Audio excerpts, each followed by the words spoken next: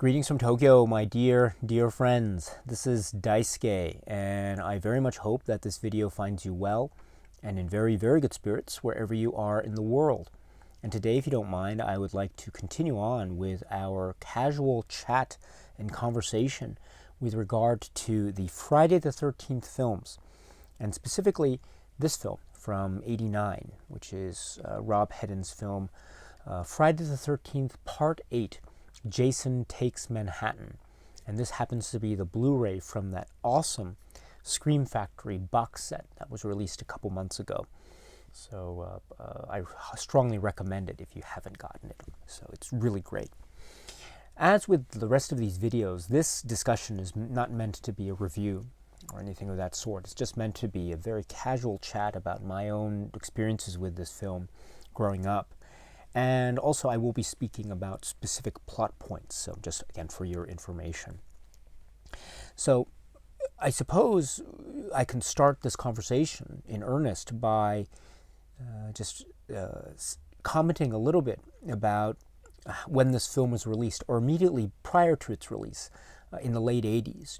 And as I've spoken in past videos about the Friday the 13th series, I grew up in the 80s during the VHS era, and so I got to know these and other similar types of films through VHS rental and through that rental store experience.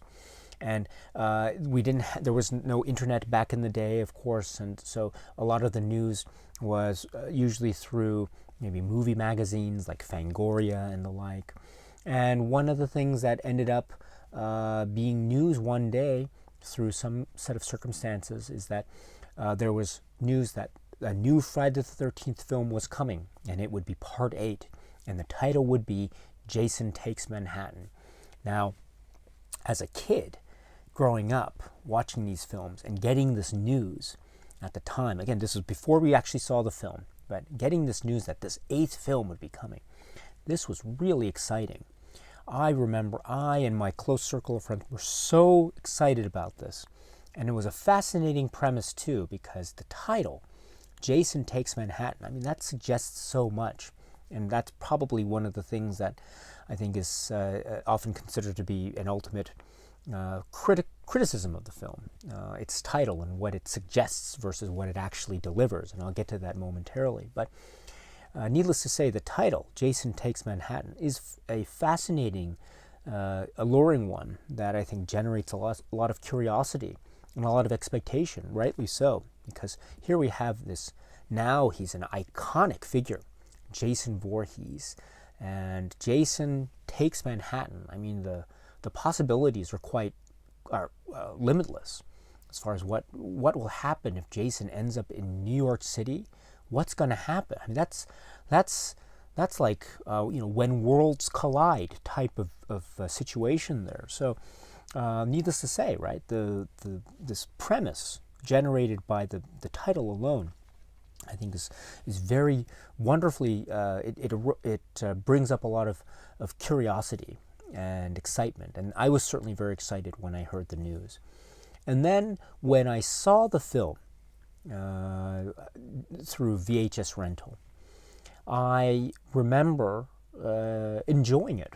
I remember enjoying it quite a lot.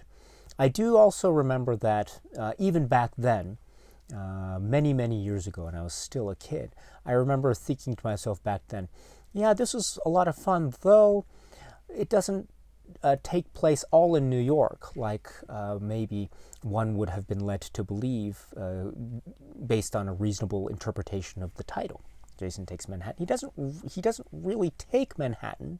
He doesn't really do a lot of carnage in Manhattan, although there is some stuff in Manhattan or New York at the end of or the last part of the film, as we know. But most of the film doesn't take place in New York or Manhattan, as we know. It takes place on the ship for the most part.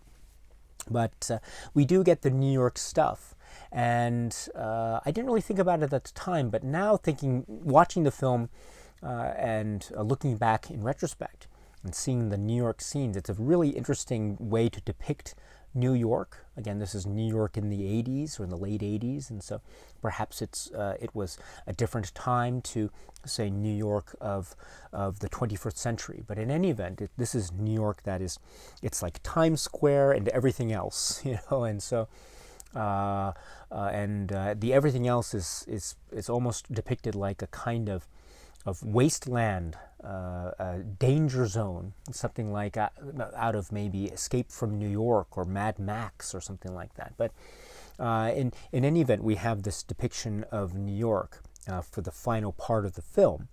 And this is where we have the main characters, Rennie and everyone, and then followed by Jason, and then getting into certain events that are very curious and very interesting turns of character and terms of plot development, but that ultimately lead to a sort of final demise of Jason in terms of drowning. So it's sort of going back to the basics, as it were, of the Jason myth, kind of. And it even tries to represent that with this interesting interplay between the grown-up zombie Jason, as we know, and then the visions of the young boy Jason, with or without the Jason makeup. But in any event, this link between the young Jason of the past and the now adult zombie mutant Jason, or not, maybe he's not a mutant, but zombie Jason, is I think it's an interesting attempt to try to tie this new film with, say, the lore of Friday the 13th that we saw from the very first film. So whether it succeeds or not, I think it's up to you, the viewer. It's an interesting attempt, I will certainly say that, and I think it would have been really interesting to see maybe more visions of Mrs. Voorhees. I know there is a little bit of a mention of Mrs. Voorhees in the backstory, but I think Mrs. Voorhees is also a really important component of the original myth of Jason. And but in any event, I do admire the fact that this film at least is trying to make some kind of connection with the past, maybe a recollection or an homage to what was established at the very outset of the series. So we have that. But at the same time, there are some really interesting turns of character development and plot development that might be said to be bordering on the campy, and maybe the comic or the ludicrous. And I think even if one were to have that kind of approach to the film, this film, I think, offers still a lot of high entertainment value as a kind of campy horror classic, as it were. So, for example, the whole situation with the main character Rennie and her, I'm not sure if it's a kind of quasi psychic relationship. I'm not sure, but she seems to have this link of memory, right, with the young Jason, and images or visions of young Jason, and we can kind of understand this later when we realize that the source of her trauma was due to this incident that happened to her as a young girl, and getting pushed off the boat there, or the little boat there, and then having to fend for herself while almost drowning in this really traumatic situation that we see in a flashback later. And then we understand that it provides some kind of link with the young Jason, I suppose. But and it's a really curious point that this flashback and the secret of her past is revealed, right? Because if you recall, they arrive in New York through like lifeboat in the middle of a rainstorm, and they arrive in the New York harbor, and their clothes are dry, and they split up for some reason. I'm not quite sure. They split up in order to be able to come back together again. I'm not sure. But in any event, they split up, and then we have the whole thing with the Rennie getting involved with or getting kidnapped by these young hooligans, or not hooligans, but these people who then really, in a really scary way, inject her with drugs. And so we understand that she is under the influence of some kind of drug-induced state. And then from there, there's a scene involving driving a vehicle, and Rennie's driving the vehicle, of course, and then unfortunately it crashes into the wall. And then so the people in the back get out of it, except they leave behind one of the chaperones, right? Van Dusen is her name, and we understand Van Dusen and Rennie have this close relationship because of Rennie is her best student and all that. But we understand that they get out of this flaming car that's just crashed. That was driven by Rennie, by the way. And then they get out, and then they leave Van Dusen in the car, and then it explodes. And so Van Dusen, we understand, died in the explosion. And then we have to then we are then expected to go along with the plot here, which is that after or immediately after this explosion has occurred, and in fact the flame is going on, and we therefore understand that this person that Rennie's been close with is now dead in this terrible accident, which it's not really her fault given her drug-induced state, but still she was the one who was driving after all. We're then expected to go along with the situation that immediately upon this event occurring, she looks into a puddle, and then this reminds her of her past, and then she realized the secret of what happened to her, McCulloch pushing her out of the boat, and then everyone, instead of thinking about poor Van Dusen, they instead turn on McCulloch, and they really go at him. And they forget about what's happening to this poor woman who's essentially burning in this inferno. So, and then they forget about her, and they just go off, and Jason does his thing with the tank of goo, and then stuffs them in there and all this. So, okay, so that's an example, I think, of where this film seems to veer off into maybe the realm of the camp, and I think we can either go along with it or we don't. And if we don't, that's fine, because we don't have to go along with every film that we see. But I think if we can go along for the ride, we can see that there are a lot of as I say, campy moments that could make this viewing a lot of fun and entertaining. And so I think that's an example of where this film can bring about these entertaining camp moments. There are some other similar moments like that, like the whole thing with the Statue of Liberty trinket as being the symbol of love, and Jason and his antics in Times Square, and he's lifting off the mask and scaring away the group of kids there, and the like. And so those are really, I think, a great example too is the fight between Jason and Julius on the rooftop there, which I think actually is one of my favorite moments in the latter part of the series, which is that fight, and Julius is doing his very best to put up a good fight, and Jason is just essentially taking it and then waiting for the right moment to strike. And when he does, when he strikes, he really strikes. It just takes one blow and boom. We'll see something similar in the film Jason X, as we know, but here we get that in a very, I think, memorable way. It reminds me also of the fight between Muhammad Ali and George Foreman, and the whole thing, which is, I think, described in the documentary When We Were Kings. And I think I'm not a boxing expert, but I think the phrase is rope-a-dope. And so here, I think Jason is doing a little bit of Muhammad Ali versus Julius's George Foreman, and Jason is doing his own version of the rope-a-dope here. And then he's waiting for the right moment to strike, and when he does, boom! Complete with POV shot going down to the trash there, which is a really interesting little detail there, which I appreciate very much. But in any event, that's an example, I think, of where the film for me combines perfectly aspects of camp and aspects of what makes these films, the Friday the 13th films.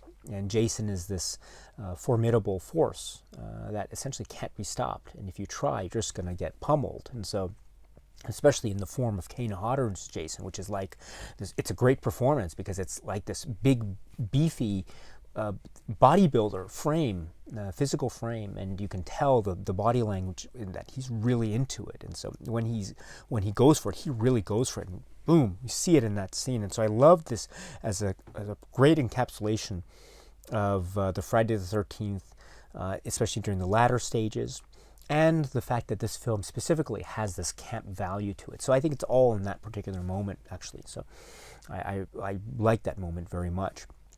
But it does also ultimately, going back to my earlier point, it does ultimately draw attention to the fact that this is a very campy movie. And I think because it's a campy movie, perhaps it's not for everyone. There are a number of criticisms that have been addressed or directed towards this film. I think another one of the criticisms is the fact that it, as I said, it doesn't take place primarily in New York. It just takes place, I think, in the final part of it in New York, or in New York. It's not really New York. A little bit of it is, but it's not really New York. It kind of is, but and so it's an interesting set of circumstances where these survivors get off the boat and get in a lifeboat, and then they row all the way into New York, the harbor, and they end up there, and they just everything's fine, and the rain stopped, and the clothes are dry, and everything's okay, and they decide to split up. But most of the action of the film takes place on the ship, right? Which actually I always thought was a really great situation. I thought that situation with the boat and the whole thing with Jason essentially chasing down these kids one at a time, and we had situations involving various rooms and the lower decks and the different environments that you could have, and it's isolated, and many characters can be isolated and gathered here, but also they can be set off, and then Jason essentially hunts them down one at a time. I found that situation to be really effective. I felt that when I was a kid, when I first saw the film, and now when I see the film, I still find that moment, or that bulk of the film, to be very effective. Again, it's not New York, but maybe if the film were Friday the 13th Part 8, Jason gets on a boat and then goes to Manhattan, maybe that would have been a more accurate title. But regardless of that, still, I think the bulk of the film, for what it is, I think it's very very effective. Now, but we ultimately also have to take a step back, because this is, I think, a very different type of Friday the 13th film than what we have seen previously, right? And it's one of my assertions, which is that when we get to Part 6 onwards, through, say, the Paramount run of the films through the end of the 80s and then into the New Line Cinema era of films, we do get, and up to, say, Jason X. So from Part 6 to Jason X, I think we get each time the film trying to do something different from what had come before. So Jason Lives, we saw Jason being essentially resurrected, and it's essentially the dead Jason coming back to life, and it becomes a horror comedy for the first time. Although, arguably, of course, there are horror comedy elements in the past films, especially, say, Part 5. But in general, I think we're getting a very effective horror comedy, action horror comedy in Part 6. Then in Part 7, we get, of course, the introduction of Tina and the telekinesis powers. And then now in Part 8, we get a totally different change of environment. We no longer have, primarily anyway, the campsite situation, or the lakeside situation. There's still bodies of water involved. There's still nighttime. There's still rainstorms involved. But it's a different setting altogether, right? Because we're now in this moving ship that's headed towards a completely different location. So on the one hand, it's a different film, and I understand maybe for some people it might not work. But for what it is, and for that isolated environment that's established, I thought it was very effective, especially during that period. It's an interesting way that the plot tries to get the characters from the ship to the New York harbor, as I said. And also that's interesting too, because here for the first time I think we actually see Jason swimming, which is interesting, right? Because if we recall, he drowned as a kid back in the late 50s, and that caused all this trauma with Mrs. Voorhees, and then what happened to her caused the trauma with Jason, and then the whole thing starts from there, right? But the whole thing essentially starts from his inability to swim at that time. And so it's now incredible to think that based on what we understand is the distance between the ship and the New York harbor, Jason had to have been a really excellent swimmer to get from that boat to the harbor in that time that he did. And so he became a great swimmer. So I guess that's something in terms of Jason, right? And maybe that says something about zombie Jason during this latter run of the series. But in any event, he's now a great swimmer, and he's a formidable force. And again, it's what was I going to say? Yes. So, but ultimately, it is a different feel to the series. Although at the same time, we do also get a sense of the filmmakers trying to get links back to the past. And in fact, some of the supplements in this Blu-ray do make mention of the fact that there was an attempt to try to make some linkages with the past, because it was also felt that maybe this would be the final one, right? This would be the last Jason film. And if that were the case, then it would be a fitting way to end by referring to some details that came from the very beginning. And so it feels different, but maybe it's also making attempts to rely on certain Friday the 13th traditions. So I like that mix. Whether it works for you or not, again, that's ultimately up to you and your decision. But I think ultimately, if one were to go along with the film, I think we can see that it can be potentially quite fun as a camp entertainment that is also Friday the 13th film, but it's also, I think, ultimately trying to do something new and different and inventive with the genre and the story. Whether it succeeds or not, again, that's up to you. But if you can go along with it, then I think you're in for a treat. And I think one can enjoy this film like I do. I can enjoy this film, but I don't have to regard it as being my favorite Friday the 13th film ever. And to be perfectly honest, if I had to answer the question, what's my favorite Friday the 13th film? Probably I would not mention this film. But that's not to say anything negative about the work itself, because as I'm trying to suggest, I still get a lot of entertainment value out of this, and I still do. Even with certain flaws or certain criticisms that I know have been directed at it, still I find it to be a very campy, entertaining time with a great performance by Kane Hodder and some really memorable moments along the way that make for... Again, another one that I love is when Jason is walking through the subway and we see a little bit of the graffiti on the walls there. Jason Lives is on one of the corners there, which I think is an interesting touch. I'm not the first one to mention that, by the way. It's been mentioned many times before me, but I like that touch. I also like how Jason, one of the ways they try to kill him in the subway scene is they throw him on the tracks and they electrocute him. And so they think Jason is dead, but in fact, he wouldn't be dead because it was electricity that brought him back to life in the first place, right? And so probably, if anything, throwing Jason on those lines probably made him stronger. I don't know. And then there's this whole thing with the reveal and the makeup, and how I love the makeup too, because it's that with the acid and how it becomes almost like his face, which is one of the most intriguing traits of the Jason character, as we know. There's always the face reveal, the unmasking, and we always see the unique features, shall we say, of Jason's visage, that were, of course, adapted in this later period of the Friday the 13th films, from Jason Lives onwards. And here we have a kind of continuity with that tradition.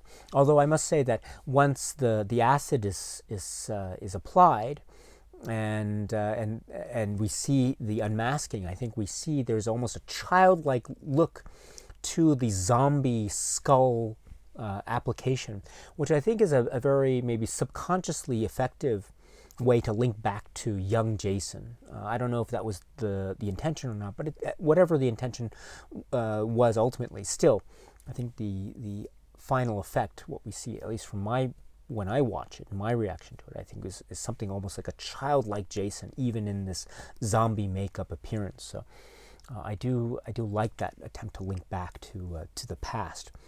But this is Friday the 13th, Part 8, Jason Takes Manhattan.